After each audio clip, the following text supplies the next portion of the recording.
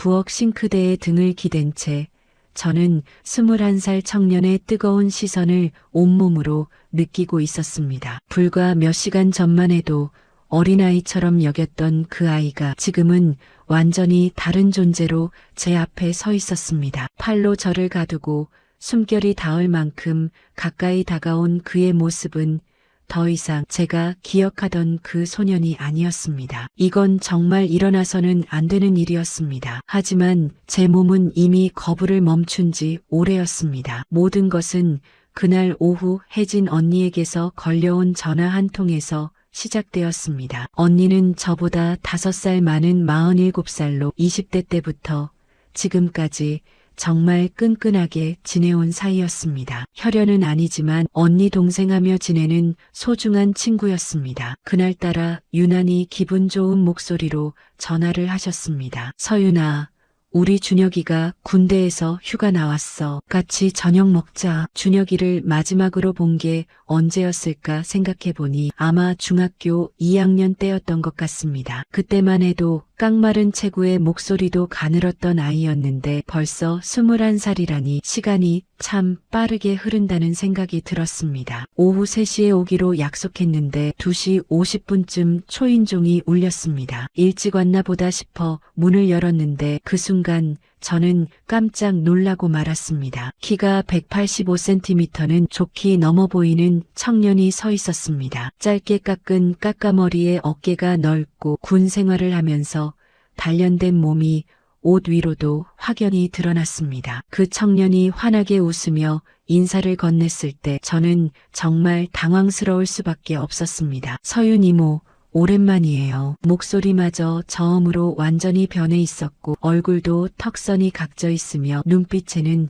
남자다운 무언가가 담겨 있었습니다. 어릴 적 그 앙증맞던 모습은 온데간데 없고 완전히 다른 사람이 된 것만 같았습니다. 어머, 준혁이 맞니? 엄청 많이 컸네. 제가 놀라서 말하자 준혁이는 부끄러운 듯 머리를 극적이며 웃었습니다. 엄마가 좀 늦으신데요. 먼저 와서 기다리래서요. 어쩔 수 없이 들어오라고 했는데 집안에서 준혁이를 다시 보니 더욱 놀라울 수밖에 없었습니다. 어릴 때는 저를 그냥 이모라고 불렀는데 지금도 똑같이 이모라고 부르는 것이 어색하게 느껴졌습니다. 사실 그날도 평소처럼 옷을 입었었습니다. 요즘 들어 나이가 들어가는 것이 싫어서 일부러 젊어 보이는 스타일을 자주 선택하곤 했습니다. 무릎 위로 올라오는 원피스에 몸의 라인이 드러나는 핏이었습니다. 42살이지만 아직 늙지 않았다는 것을 보여주고 싶었던 걸까요? 거실에 앉아 차를 대접하면서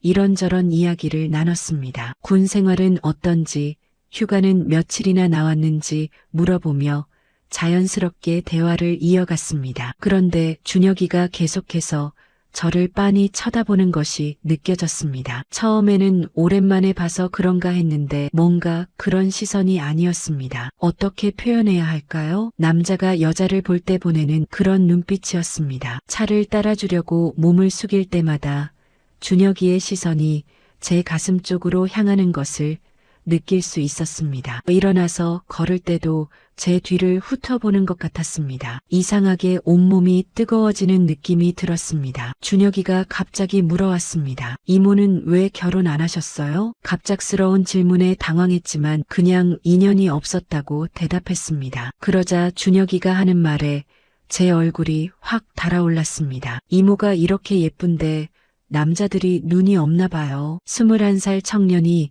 42살인 저에게 예쁘다니. 게다가 어릴 때부터 알던 준혁이가 말입니다. 뭔가 어색하고 이상한 기분이 들었습니다. 준혁이는 계속해서 저를 칭찬했습니다. 나이에 비해 너무 젊어 보인다며 피부도 좋고 몸매도 좋다는 말을 했습니다. 이런 말들을 들으면서 저는 점점 더 당황스러워졌습니다. 이 아이가 저를 어떤 시선으로 보고 있는지 알 것 같았기 때문입니다. 그때 준혁이가 갑자기 진지한 표정을 지으며 말했습니다. 이모 같은 분이 혼자 계시는 게 아까워요. 분명히 좋은 분 만나실 거예요. 하지만 그 말투에서 뭔가 다른 의미가 느껴졌습니다. 마치 자신이 그 좋은 사람이 되고 싶다는 듯한 뉘앙스였습니다. 그 순간 현관에서 열쇠 돌리는 소리가 들렸습니다. 혜진 언니가 도착한 모양이었습니다. 준혁이가 급하게 자세를 바로하며 평범한 표정을 지으려고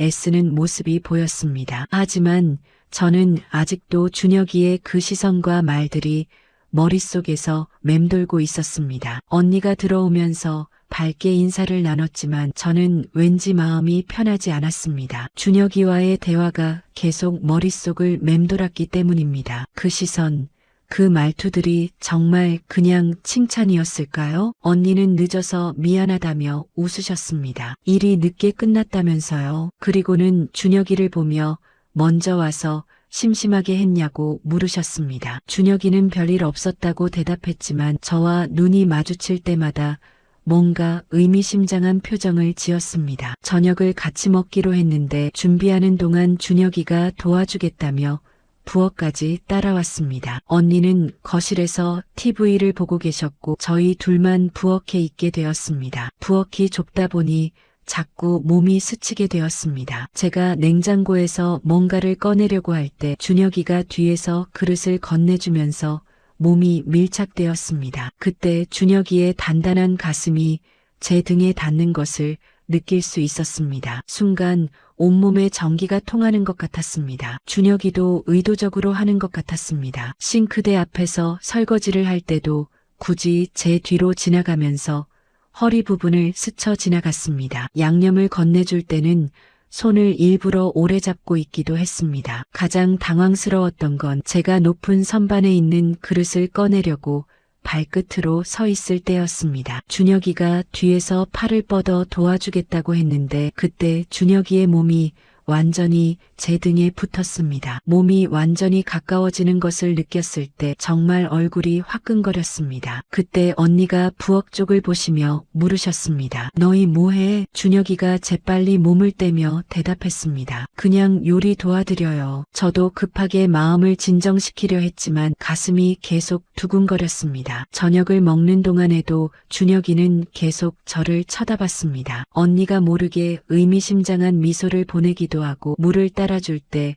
손을 살짝 스치게 하기도 했습니다. 이런 작은 행동들이 저를 더욱 의식하게 만들었습니다. 그날 밤 언니와 준혁이가 돌아간 후에도 특별한 말은 없었습니다. 그냥 평범하게 인사하고 헤어졌습니다. 하지만 준혁이가 마지막에 저를 바라보던 그 눈빛이 계속 머릿속에서 맴돌았습니다. 이틀이 지났습니다. 그동안 저는 계속 그날 일을 생각했습니다. 부엌에서 몸이 스쳤을 때의 그 느낌, 준혁이의 시선, 그리고 그 모든 순간들이 머릿속에서 떠나지 않았습니다. 혹시 제가 너무 의식한 건 아닐까 싶기도 했지만 준혁이의 행동들은 분명 의도적이었습니다. 새벽 1시쯤이었을까요? 저는 샤워를 마치고 잠옷으로 갈아입고 있었는데 갑자기 초인종이 울렸습니다. 이 시간에 누가 올까 싶어 조심스럽게 문을 열어보니 준혁이가 서 있었습니다. 얼굴이 약간 붉고 술 냄새가 났습니다. 이모, 죄송해요. 준혁이가 미안하다며 말했습니다. 친구들과 술을 마셨는데 집에 갈 차가 끊어졌다면서 군인이라 돈도 별로 없어서 택시 타기도 애매하고 찜질방 가기도 그렇다며 하룻밤만 재워달라고 부탁했습니다. 이 상황을 어떻게 해야 할까요? 거절하기에는 준혁이가 너무 곤란해 보였고 그렇다고 들여보내기에는 아까 그 일들이 계속 생각났습니다. 하지만 결국 들어오라고 할 수밖에 없었습니다. 준혁이가 집에 들어오면서 정말 감사하다고 했습니다. 그런데 제가 잠옷 차림이라는 것을 그때서야 깨달았습니다. 얇은 소재의 잠옷이라 몸의 라인이 드러났습니다. 준혁이의 시선이 제 모습을 훑어보는 것을 느낄 수 있었습니다. 급하게 가운을 걸치려 했는데 준혁이가 괜찮다는 듯 고개를 저었습니다. 새벽에 술 취한 21살 청년과 단둘이 있게 된 이 상황이 너무나 위험하게 느껴졌습니다. 준혁이에게 소파에서 자라고 했는데 물을 좀 마시고 싶다며 말했습니다. 부엌으로 가서 컵에 물을 따르고 있는데 준혁이가 뒤따라왔습니다. 제가 싱크대 앞에서 물을 따르고 있을 때 갑자기 뒤에서 준혁이의 팔이 제 허리를 감쌌습니다. 정말 예상치 못한 일이었습니다. 뒤에서 준혁이의 단단한 몸이 제 등에 완전히 밀착되었습니다. 그 순간 손에 들고 있던 컵이 떨어질 뻔했습니다. 준혁아, 깜짝 놀라서 소리쳤는데 준혁이는 팔을 놓지 않았습니다. 오히려 더 꽉 안으면서 제 목덜미에 얼굴을 묻었습니다. 술 냄새와 함께 준혁이의 거친 숨소리가 느껴졌습니다. 준혁아, 나 이러면 안 돼. 제가 말했지만 준혁이는 아무 대답 없이 제 목을 입술로 살짝 건드렸습니다. 그 순간 온몸에 전기가 통하는 것 같았습니다. 제가 몸을 돌려 벗어나려 했는데 준혁이가 저를 돌려 세우더니 싱크대에 등을 기대게 했습니다. 그리고는 양손을 싱크대 양쪽에 짚고 저를 가두었습니다. 준혁이의 얼굴이 제 얼굴에서 몇 센티미터 떨어진 곳에 있었습니다. 준혁이의 눈을 보니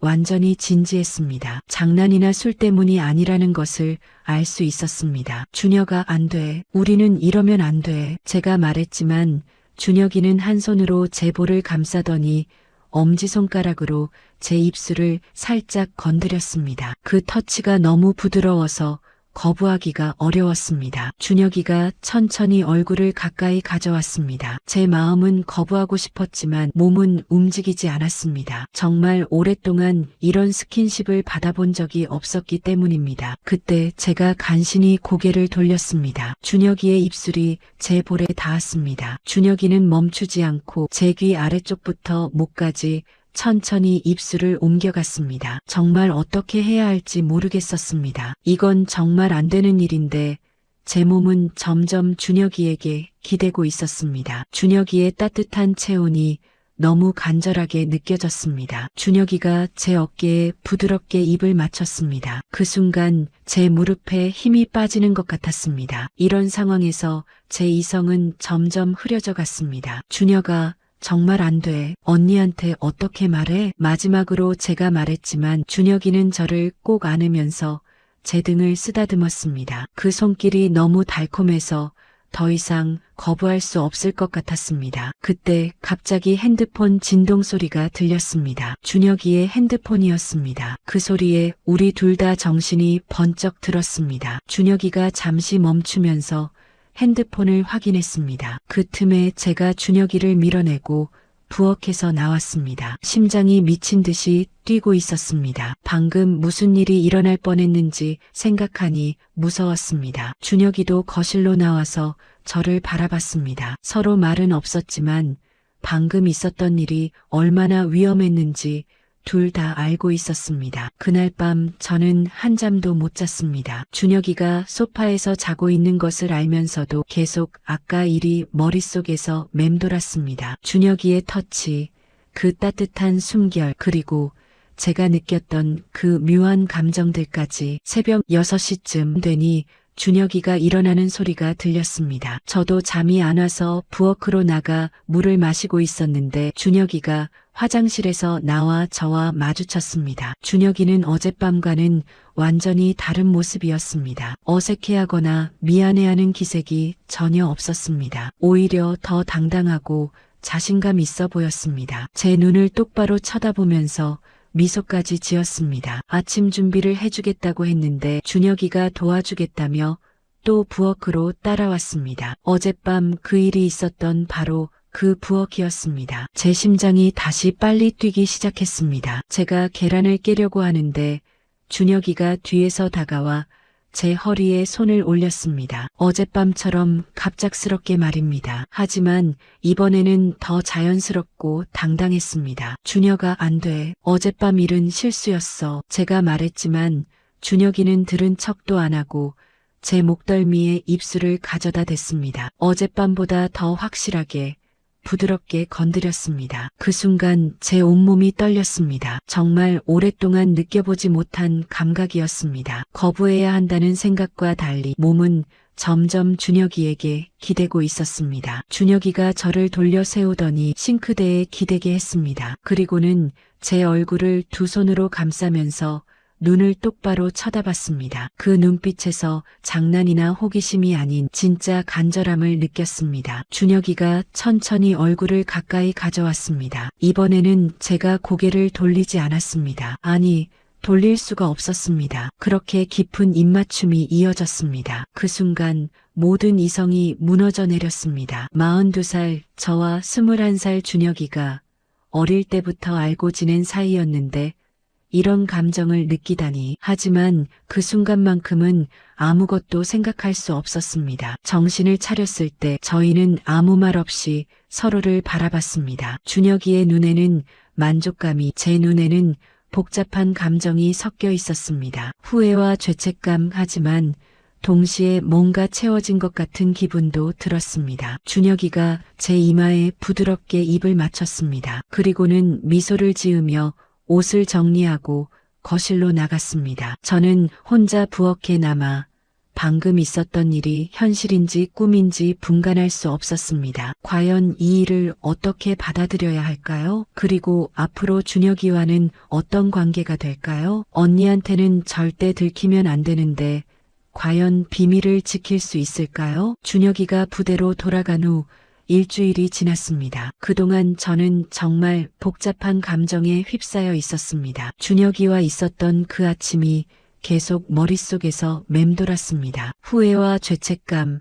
그리고 동시에 느끼는 이상한 그리움까지. 혼자 있을 때마다 자꾸 부엌이 눈에 들어왔습니다. 그곳에서 벌어진 일들을 생각하면 얼굴이 뜨거워졌습니다. 정말 그런 일이 있었나 싶을 정도로 비현실적이었습니다. 42살인 제가 21살 준혁이와 그런 관계를 가졌다니. 그런데 준혁이한테서 문자가 오기 시작했습니다. 처음에는 간단한 안부 인사였는데 점점 더 자주 연락이 왔습니다. 부대 생활이 어떤지, 제가 잘 지내는지 물어보면서 슬쩍 그날 얘기를 꺼내기도 했습니다. 이모, 면회 와주실 수 있어요? 보고 싶어요. 이런 문자를 받으면 제 심장이 또 빨리 뛰었습니다. 가면 안 된다는 것을 알면서도 준혁이가 보고 싶다는 마음을 억누를 수가 없었습니다. 고민을 며칠 하다가 결국 면회를 가기로 했습니다. 혜진 언니한테는 말하지 않고 몰래 갔습니다. 준혁이만의 비밀스러운 만남이었습니다. 경기도 파주시에 있는 면회소에 도착해서 준혁이를 기다리는 동안 정말 떨렸습니다. 다른 면회객들 사이에서 혼자 앉아 있으니 뭔가 어색하기도 했습니다. 그런데 준혁이가 나타났을 때 제 심장이 쿵 떨어졌습니다. 짧게 깎은 머리에 군복을 입은 준혁이는 더욱 남자답게 보였습니다. 저를 보자마자 환하게 웃으면서 다가왔는데 그 모습이 너무 반가웠습니다. 동시에 여기서 이런 감정을 느끼는 제 자신이 부끄럽기도 했습니다. 면회 시간 동안 준혁이는 계속 제 손을 잡고 있었습니다. 다른 사람들이 볼 수도 있는데 전혀 신경 쓰지 않았습니다. 그리고 자꾸 제 눈을 똑바로 쳐다보면서 그날 아침 일을 암시하는 듯한 말을 했습니다. 이모, 그날 정말 행복했어요. 저도 그런 기분 처음이었어요. 이런 말들을 들으면서 제 얼굴이 빨개졌습니다. 면회소에서 이런 얘기를 하다니. 면회가 끝날 때쯤 준혁이가 말했습니다. 다음 주에 외박을 나올 수 있을 것 같다면서 그때 만날 수 있겠냐고 물어봤습니다. 저는 어떻게 대답해야 할지 몰라서 그냥 생각해 보겠다고 했습니다. 집에 돌아와서도 준혁이 생각만 났습니다. 면회 때 준혁이가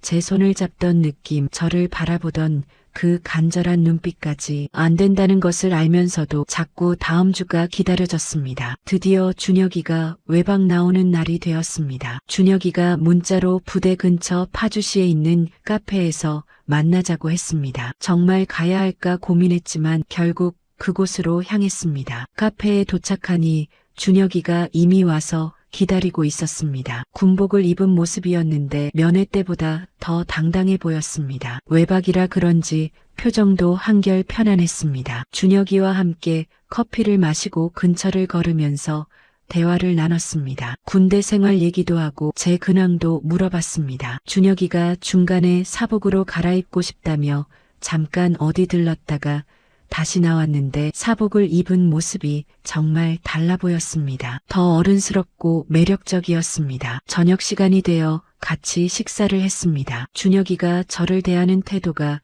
면회 때보다 더 적극적이었습니다. 자꾸 제 손을 잡으려고 하고 제 눈을 똑바로 쳐다보면서 의미심장한 미소를 지었습니다. 밤이 깊어지면서 준혁이가 조심스럽게 말했습니다. 오늘 밤 함께 있고 싶다면서 숙소를 잡았다고 했습니다. 저는 어떻게 대답해야 할지 몰라서 그냥 고개를 끄덕였습니다. 숙소에 들어가니 준혁이가 저를 바로 안아줬습니다. 정말 연인들 같았습니다. 그 순간 모든 고민과 죄책감이 사라졌습니다. 밤이 되어 침대에 누워 있는데 준혁이가 저를 꽉 안아줬습니다. 정말 오랫동안 이런 따뜻함을 느껴보지 못했었습니다. 준혁이의 품에서 잠들 때까지 정말 행복했습니다. 그런데 새벽에 제 핸드폰이 울렸습니다. 혜진 언니한테서 전화가 온 것이었습니다. 깜짝 놀라서 일어났는데 준혁이도 같이 깼습니다. 여보세요, 언니. 제가 조심스럽게 전화를 받았습니다. 서윤아, 지금 어디야? 집에 전화했는데 안 받더라. 언니의 목소리가 들려왔습니다. 아, 언니, 나 잠깐 나와 있어. 제가 최대한 자연스럽게 대답하려고 했습니다. 이 시간에 어디 나가 있어? 벌써 새벽 2시야. 언니가 의아해하며 물었습니다. 친구 만나서 늦어졌어. 언니가 뭔가 이상하다는 듯한 톤으로 물어봤습니다. 집 아닌 것 같은데 소리가 다르네. 제 심장이 쿵 떨어졌습니다. 아, 택시야. 지금 집에 가고 있어. 거짓말을 하면서도 준혁이가 옆에서 저를 바라보고 있는 것이 느껴졌습니다. 그래, 조심해. 언니가 더 이상 추궁하지 않고 전화를 끊었습니다. 전화를 끊고 나니 준혁이가 괜찮냐고 물어봤습니다. 저는 괜찮다고 했지만 사실 정말 아찔했습니다. 만약 언니가 제 집에 직접 와봤다면 어떻게 됐을까요? 그 일 때문에 더 이상 잠이 오지 않았습니다. 준혁이는 다시 저를 안아주면서 걱정하지 말라고 했지만 언니에게 거짓말을 하고 있다는 죄책감이 밀려왔습니다. 아침이 되어 준혁이와 헤어질 때 정말 복잡한 기분이었습니다. 행복했지만 동시에 불안하기도 했습니다. 이런 관계를 계속 유지할 수 있을까요? 언니한테 들키지 않고 말입니다. 준혁이가 부대로 돌아가면서 다음에 또 만나자고 했습니다. 저는 대답 대신 그냥 미소만 지었습니다. 정말 어떻게 해야 할지 모르겠었습니다. 그 일 이후로 준혁이와의 관계는 완전히 달라졌습니다. 처음에는 조심스럽고 죄책감에 시달렸지만 시간이 지날수록 이 관계가 자연스러워졌습니다. 준혁이는 거의 매일 연락을 했습니다. 아침에 일어나서 보내는 문자부터 시작해서 점심시간 그리고 저녁시간까지 처음에는 부담스럽기도 했지만 점점 준혁이의 연락을 기다리게 되었습니다. 면회에도 정기적으로 가게 되었습니다. 한 달에 2번 정도는 꼭 갔습니다. 혜진 언니한테는 말하지 않고 몰래 갔습니다. 준혁이만의 비밀스러운 만남이었습니다. 면회에 갈 때마다 준혁이는 더욱 적극적이 되었습니다. 처음에는 조심스럽게 손만 잡았는데 이제는 면회객들이 별로 없을 때 제 볼에 살짝 입맞춤도 했습니다. 이런 대담한 행동들이 저를 더욱 두근거리게 만들었습니다. 외박도 한 달에 1번씩은 나왔습니다. 그럴 때마다 저희는 파주시 부대 근처에서 만나 하루 종일 함께 시간을 보냈습니다. 처음에는 어색했지만 이제는 정말 연인 같은 분위기였습니다. 카페에서 데이트하고 영화도 보고 맛있는 음식도 먹었습니다. 준혁이가 군복이 아닌 사복을 입었을 때는 나이 차이가 전혀 느껴지지 않았습니다. 오히려 준혁이가 더 어른스러워 보일 때도 있었습니다. 밤에는 항상 숙소에서 함께 시간을 보냈습니다. 처음에는 어색하고 죄책감도 들었지만 이제는 그런 감정보다는 행복감이 더 컸습니다. 준혁이의 품에서 잠들 때면 정말 평온했습니다. 준혁이도 점점 변해갔습니다. 처음에는 그냥 호기심이나 일시적인 감정일 줄 알았는데 시간이 지날수록 진심이라는 것을 느낄 수 있었습니다. 저를 대하는 태도도 더욱 세심해졌고 제가 좋아하는 것들을 기억해서 준비해 오기도 했습니다. 어느 날 준혁이가 말했습니다. 저녁까지 이제 6개월 정도 남았어요. 그 말을 듣는 순간 복잡한 기분이 들었습니다. 기쁘기도 하고 동시에 불안하기도 했습니다. 전역하면 우리 관계는 어떻게 될까요? 준혁이는 전역하면 서울에서 일하고 싶다고 했습니다. 그러면 더 자주 만날 수 있을 거라고 했습니다. 저는 그냥 미소만 지었습니다. 정말 그렇게 될 수 있을까요? 혜진 언니는 여전히 아무것도 모르고 계셨습니다. 가끔 준혁이 얘기를 할 때면 정말 미안한 마음이 들었지만 이제는 그런 감정도 많이 줄어들었습니다. 어느 날 언니가 물어보셨습니다. 서윤아, 요즘 얼굴이 좋아 보인다. 좋은 일 있니? 저는 그냥 건강해져서 그런 것 같다고 대답했습니다. 거짓말이긴 했지만 완전히 틀린 말도 아니었습니다. 준혁이와 함께 있으면서 정말 활기를 되찾았습니다. 준혁이와의 관계는 이제 제 일상의 일부가 되었습니다. 준혁이의 연락을 기다리고 면회 날짜를 손꼽아 세고 외박 때 어디서 만날지 계획하는 것들이 제 삶에 새로운 활력을 불어넣어줬습니다. 물론 가끔은 이 관계가 과연 옳은 건지 고민이 들기도 했습니다. 나이 차이도 그렇고 언니를 속이고 있다는 것도 그렇습니다. 하지만 준혁이와 함께 있을 때의 그 행복감을 포기할 수는 없었습니다. 준혁이는 자주 말했습니다. 나이는 숫자일 뿐이에요. 중요한 건 서로의 마음이에요. 처음에는 그저 철없는 소리라고 생각했는데 이제는 정말 그럴 수도 있다는 생각이 들었습니다. 계절이 바뀌어 가을이 왔습니다. 준혁이의 저녁도 점점 다가왔습니다. 어느 날 준혁이가 문자를 보냈습니다. 이모, 다음 달이면 저녁이에요. 그때부터는 매일 볼 수 있을 거예요. 그 문자를 보면서 제 마음은 복잡해졌습니다. 기대와 두려움이 교차했습니다. 준혁이가 전역하면 정말 우리는 어떻게 될까요? 드디어 준혁이의 저녁 날이 다가왔습니다. 혜진 언니는 준혁이 저녁식에 저도 같이 가자고 하셨습니다. 저는 어색하고 불편했지만 거절할 수도 없었습니다. 저녁 식장에서 준혁이를 봤을 때 제 심장이 뛰었습니다. 군복을 벗은 준혁이는 정말 달라 보였습니다. 더 성숙하고 남자다워 보였습니다. 준혁이는 언니와 저를 번갈아 보면서 미소를 지었습니다. 언니 앞에서는 평범하게 대했지만 제 눈을 볼 때는 다른 의미가 담긴 눈빛이었습니다. 저녁 후 준혁이는 서울 강남구에 있는 한 회사에 취직했습니다. 그리고 제 집 근처에 원룸을 얻었습니다. 이제 정말 자주 만날 수 있게 된 것입니다. 처음 며칠은 조심스러웠습니다. 언니가 눈치챌까봐 걱정이 되었습니다. 하지만 준혁이는 당당했습니다. 이모, 이제 저도 성인이에요. 우리가 무슨 잘못한 건 아니잖아요. 그 말이 맞는지는 모르겠지만 준혁이의 확신에 찬 모습이 저를 안심시켰습니다. 이제 저희는 일주일에 서너 번씩 만났습니다. 준혁이가 퇴근하고 제 집에 들르기도 하고 제가 준혁이 원룸에 가기도 했습니다. 정말 연인처럼 자연스러운 관계가 되었습니다. 어느 날 준혁이가 진지하게 말했습니다. 이모, 저 이제 엄마한테 말하고 싶어요. 우리 관계를요. 그 말에 저는 깜짝 놀랐습니다. 안 돼, 준혁아. 언니가 알면 어떻게 해? 하지만 준혁이는 단호했습니다. 언젠가는 알게 될 거예요. 차라리 제가 직접 말씀드리는 게 나을 것 같아요. 저는 정말 두려웠습니다. 혜진 언니가 이 사실을 알면 어떤 반응을 보일까요? 우리 우정도 끝나는 건 아닐까요? 하지만 준혁이의 결심은 확고했습니다. 그리고 며칠 후 준혁이는 정말로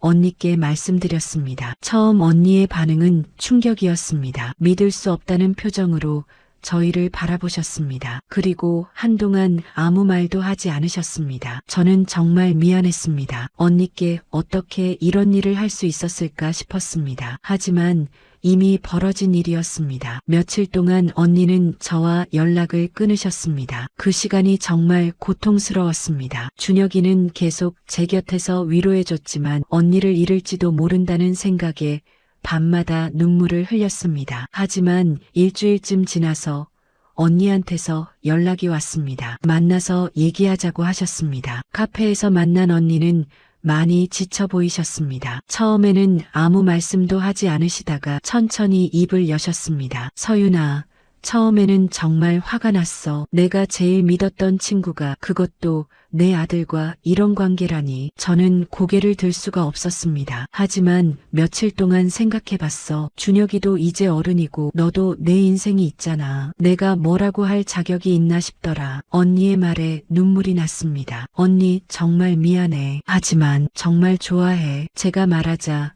언니가 한숨을 쉬셨습니다. 알아. 준혁이 눈빛 보면 알겠더라. 너를 정말 좋아하는 것 같더라. 그리고 너도. 언니는 잠시 말을 멈추셨다가 다시 말씀하셨습니다. 쉽게 받아들여지진 않아. 솔직히 아직도 이상하고 어색해. 하지만 너희가 행복하다면 내가 뭐라고 할 수는 없을 것 같아. 그 말을 듣는 순간 정말 눈물이 쏟아졌습니다. 언니가 이해해 주신다는 것이 너무나 감사했습니다. 물론 완전히 예전처럼 돌아가진 않았습니다. 언니와의 관계에는 여전히 어색함이 남아 있었습니다. 하지만 시간이 지나면서 조금씩 나아지고 있었습니다. 이제 저와 준혁이는 더 이상 숨지 않아도 되었습니다. 당당하게 연인으로 지낼 수 있게 되었습니다. 물론 주변의 시선이 편한 건 아니었습니다. 나이 차이 때문에 이상하게 보는 사람들도 있었습니다. 하지만 저희는 신경 쓰지 않았습니다. 중요한 건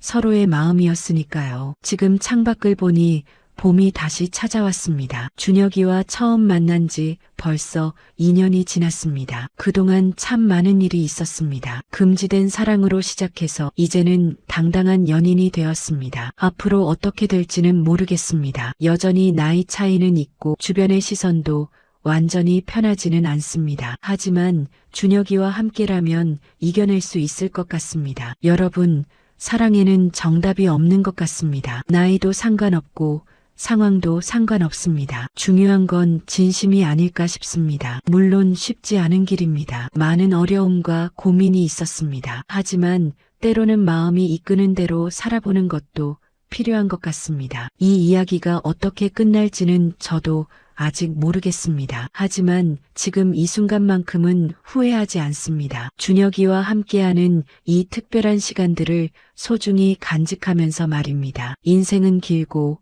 우리에게는 아직 많은 시간이 남아 있습니다. 그 시간을 어떻게 채워나갈지 그건 저희의 선택입니다. 그리고 저는 준혁이와 함께하는 길을 선택했습니다. 함께해 주신 여러분 정말 감사합니다. 오늘 이야기가 재미있으셨다면 구독과 좋아요 그리고 알림 설정 부탁드립니다. 여러분의 작은 관심이 저희에게 큰 힘이 됩니다. 그리고 댓글로 지금 어디에서 시청 중이신지 알려주세요. 서울에서 듣고 계신가요? 부산에서 듣고 계신가요? 아니면 해외에서 들어주시는 건가요? 여러분의 이야기도 궁금합니다. 댓글로 소통해요. 다음에도 더 좋은 이야기로 찾아뵙겠습니다. 감사합니다.